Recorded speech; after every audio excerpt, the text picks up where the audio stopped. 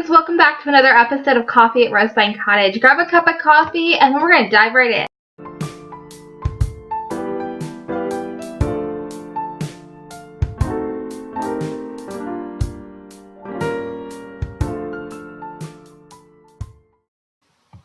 The Israelites have been wandering in the desert for 40 years. Moses has died and now Joshua is leading the people. As we reach Joshua 2, Joshua is sending 2 spies to look over the land, but especially Jericho. It's not all that different from Moses' entrance plan, except for one key detail. My Bible says that he sent them secretly. He doesn't take a poll. He didn't wait to see what the popular opinion was. He didn't even give everyone a chance to have an opinion. Joshua just tells them to go.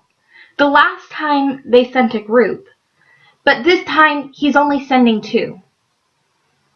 This isn't a pleasure trip anymore. He isn't preparing for war. He's going on the offensive. And I think it's intriguing that the Bible says he sent them secretly. He was in charge. In the last chapter, it was just saying how if anyone disobeyed his orders, they'd be put to death. So he didn't need to send them secretly, but he chooses to. Not everyone needs to know what's going on or what we are planning. The easiest way to kill something is in its infancy when it needs to be protected and guarded. So often we allow people into positions they don't belong in instead of drawing close to the Lord and letting Him water what He's already planted in our hearts. We need to be so careful about who we allow into our corner, to see behind the curtains and witness the little beginnings so that we don't mistake their voices for His. Sometimes our friends are good to us, but they aren't good for us, and they end up hindering everything that God is trying to do. There are times when we must fight the battle we face silently, in the dead of night with only the Lord by our side. Moments when we must prepare quietly for the birth of something new before it is ready to face the world. The truth is, we don't need their input or their approval. There is only one voice that you need to listen to.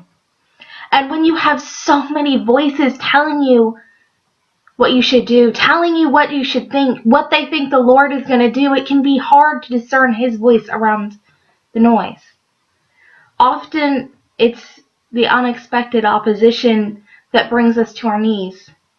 You expect it from the enemy, but when it comes from our own camp, from your own friends, from your family, it can crumble everything that we've been working so hard to build, everything that we've been taking time to form. Perhaps this is why Joshua sent them secretly, because he knew if he sent them openly, the people would hear the report and they may not like what they hear, and so they will refuse to follow God into the promised land like their parents had. So he sends spies ahead secretly to go look over the land and report back to him. It's funny how the people that are closest to us, the people who know us the best, can be the same ones that scoff at what God is doing in our lives. You can't do that because you're too young. You can't do that because you're too old. Why would He even send you there? You have no experience. Like flames, these words eat away at everything you've been building, turning them to ash in our hands until we begin to believe these words. The spies return to Joshua in verse 23 and deliver the report, which perfectly illustrates why we must be careful about who is in our corner. The Lord has given us this whole land. They could have told him that he was crazy. They could have said it was going to be too hard, that it meant fighting, that there were walls that had to be brought down, but they don't. Instead, they reaffirm what the Lord has already promised. Right now, they may not see what exactly God is going to do. They can't see how He is going to provide, yet they know He is going to, and so instead of saying it's impossible, they reaffirm what has already been promised. Make sure the people who you allow to walk with you in the silent battles are the ones that will hold your arms when you grow weak. The ones who will declare that the Lord is already spoken, even if it doesn't make sense, when you are tired and you don't know what He's going to do. We need people who will fight silently beside us and encourage us when we begin to falter. Yes, you are going to have to fight. Yes, you are going to have to face some giants. You are going to have to slay what is ahead of you. But the Lord has already given you this land. This place you don't know how you're going to conquer. This marriage, this relationship, this journey may not be easy, and you may feel like you've been wandering in the wilderness for so long.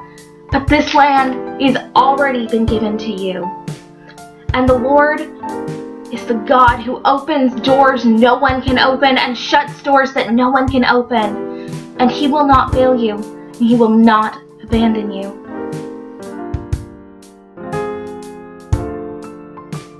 Thank you so much for watching. It means the world to us. Take a moment, like the video, leave us a comment, and share it with your friends. Have a great week, and join us again next week.